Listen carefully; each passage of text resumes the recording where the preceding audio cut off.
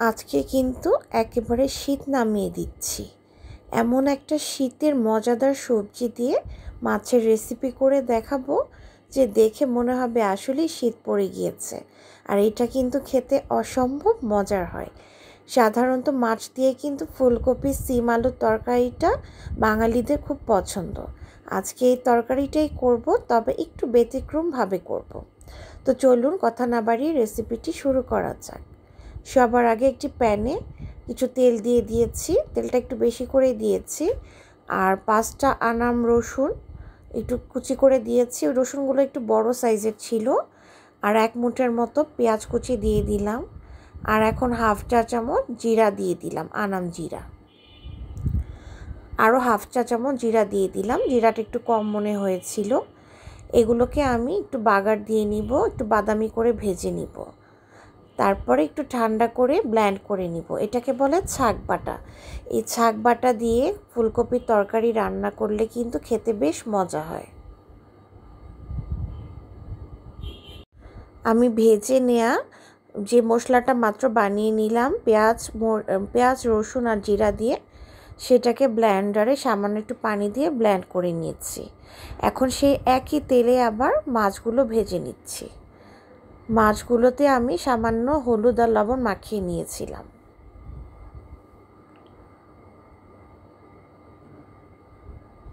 আমি রান্নাটা কাতল মাছ দিয়ে করছি। এই রান্নাটা রুই মাছ বা বড় যে কোনো মাছ দিয়েই করা যাবে।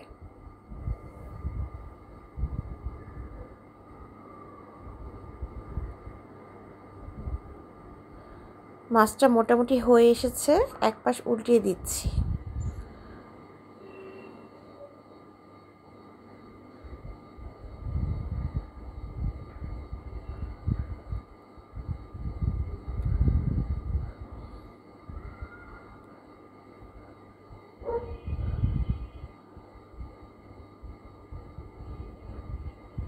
মাছগুলো ভাজা হয়ে গিয়েছে। মাছের তেলটা আমি আরেকটি কড়াইতে নিয়ে নিয়েছি। এখন দিয়ে দিলাম কিছু পেঁয়াজ বাটা। এখানে আমি 1/2 কাপ পেঁয়াজ কুচি সামান্য একটু পানি দিয়ে ব্লেন্ডার করে নিয়েছিলাম। এই রান্নাটা আমি পেঁয়াজ বাটা দিয়ে করব। স্বাদ মতো কিছুটা লবণ দিয়ে দিয়েছি। আর একটা বড় সাইজের তেজপাতা একটু ছিঁড়ে দিয়ে দিয়েছি। এখন দিয়ে দিলাম 1 চা চামচ আদা রসুন বাটা।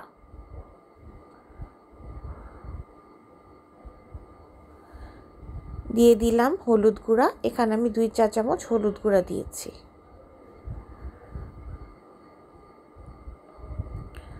মরিচ গুঁড়া দিয়ে দিচ্ছি 1.5 চা চামচের মতো। যেহেতু বাচ্চারা খাবে তাই ঝালটা খুব বেশি দিব না। আর 1/2 চা চামচ ধনে গুঁড়া দিয়ে দিয়েছি।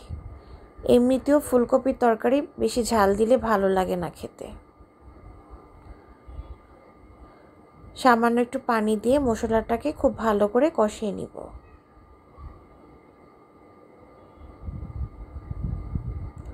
এখানে 3টা মিডিয়াম সাইজের আলু কেটে দিয়ে দিয়েছি, লম্বা করে কেটে নিয়েছিলাম। আর কয়েকটা সিম দিয়ে দিয়েছি। সিমটা আন্দাজ করে দিয়েছি, আপনাদের পছন্দ মতোই দিয়ে নেবেন। প্রায় 8-10টার মতো সিম আছে। সামান্য একটু পানি দিয়ে দিয়েছি। এখন দিয়ে দিব ফুলকপি। এখানে আমি পুরো একটা ফুলকপি দিব, কারণ ফুলকপির তরকারি রান্না করলে কিন্তু এমনি খেতে খুব মজা লাগে সবজিটা। তাই আমি পুরো একটাই দিয়ে দিয়েছি কেটে। একটু সময় নিয়ে সবজিগুলোকে কষিয়ে নিতে হবে।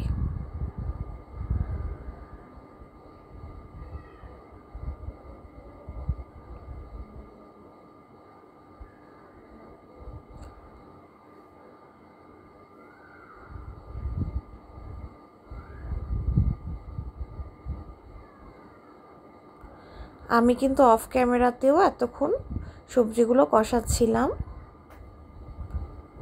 এখন একটু পানি দিয়ে দিচ্ছি। ভেজে রাখা মাছগুলো দিয়ে দিলাম। যেহেতু মাছগুলো আমি ভেজে নিয়েছিলাম, তাই এগুলো খুব বেশি কষানোর প্রয়োজন নেই,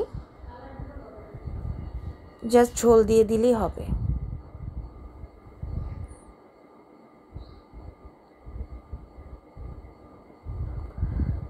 ঝোল অ্যাড করে দিচ্ছি। এই তরকারিতে আমি ঝোলটা একটু বেশিই দিব, কারণ এই তরকারিটা একটু ঝোল ঝোল খেতে ভালো লাগে। আমি 2 মগ পানি দিয়ে দিয়েছি। এর আগে মোটামুটি ঝোল ছিল কিছুটা, তাই 2 মগ পানিতেই রান্নাটা হয়ে যাবে। বড় একটা মগের 2 মগ পানি দিয়ে দিয়েছি। বলক চলে এসেছে, ঢাকনা দিয়ে ঢেকে রান্নাটা করে নিব। চুলার ফ্লেমটা মিডিয়াম রাখলেই হবে। 3-4 মিনিট পরে এসেছি, একটু নাড়াচাড়া করে দিচ্ছি। এখন আমি একটা টমেটো দিয়ে দিব। একটা টমেটো একটু বড় করে কেটে নিয়েছিলাম ফালি করে। টমেটোটা দিলে কালারটা বেশ সুন্দর আসবে। সবার লাস্টে কিছু আনাম কাঁচামরিচ দিয়েছি।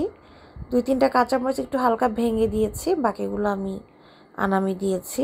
ফ্লেভারটা হওয়ার জন্য আমি সুন্দর একটা ফ্লেভার হওয়ার জন্য সামান্য একটু ভেঙে দিয়েছিলাম। আর আমি ফার্স্টে যে মশলাটা তৈরি করেছিলাম শাক বাটা, সেটা আমি 1 চা চামচ দিয়ে দিব। খুব বেশি দিতে যাবেন না, তাহলে বেশি বেশি গন্ধ হয়ে গেলে তরকারিটা খেতে ভালো লাগবে না।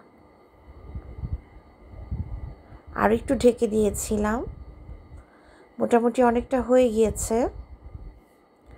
নিশ্চয়ই দেখতেই পাচ্ছেন এটা দেখতে কতটা লোভনীয় হয়েছে কালারটা। আলহামদুলিল্লাহ। সবার লাস্টে বেশি করে ধনেপাতা কুচি অ্যাড করে দিলাম। অফ ক্যামেরায় কড়াইটা আমি একটু দুলিয়ে নিয়েছিলাম। এই তো, এরই মাঝে কিন্তু দারুণ মজাদার ফুলকপি দিয়ে সিম আর আলু দিয়ে কাতলা মাছের ঝোল একেবারে রেডি টু সার্ভ। এটা কিন্তু গরম গরম ভাত দিয়ে খেতে দারুণ লাগবে, তাই না? তো রেসিপিটা কেমন লাগলো জানাতে কিন্তু একদমই ভুলবেন না। বাসায় একবার হলেও ট্রাই করবেন এবং আমাকে অবশ্যই জানাবেন কেমন হলো। সবাই অনেক বেশি ভালো থাকবেন। Thanks for watching. আল্লাহ হাফেজ।